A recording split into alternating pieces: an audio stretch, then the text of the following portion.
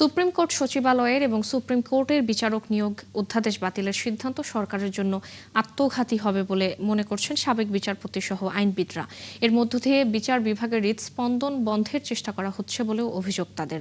শনিবার অধ্যাদেশ দুটি বাতিল নিয়ে আলোচনা সভায় একথা বলেন বিশেষজ্ঞরা।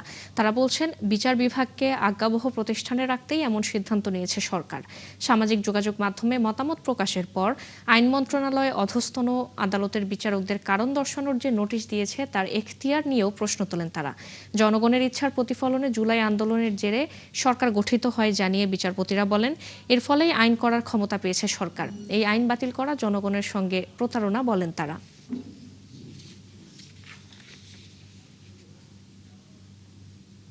কেন আমাদের এত ভয় জুডিশিয়ারিকে নিয়ে? কেন জুডিশিয়ারিকে আমরা টুলস বানাতে চাই?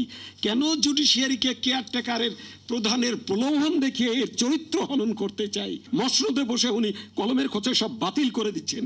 উনি এই মুহূর্তে হানায় ভোট করুন বা আপনি জরিপ করুন, 99% লোক আপনাদের কাজের বিরুদ্ধে মতামত দিবে। এই স্টুডেন্টরা করে আন্দোলন করে আপনার কি অভ্যুত্থান করে রিভলিউশন করে এটা আমাদেরকে এই অধিকার দিয়েছে যে আমরা আইন করতে পারবো, যা ইচ্ছে তাই করতে পারবো।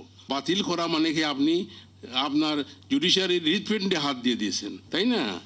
এই হৃদপিণ্ডে হাত দিয়ে দিয়েছেন, কেউ কি কথা বলবে না? এটা তো আপনি সর্বনাশ ডেকে আনছেন। এই যে আমার মনে হয় এটা তার না বুঝে এটা করছে।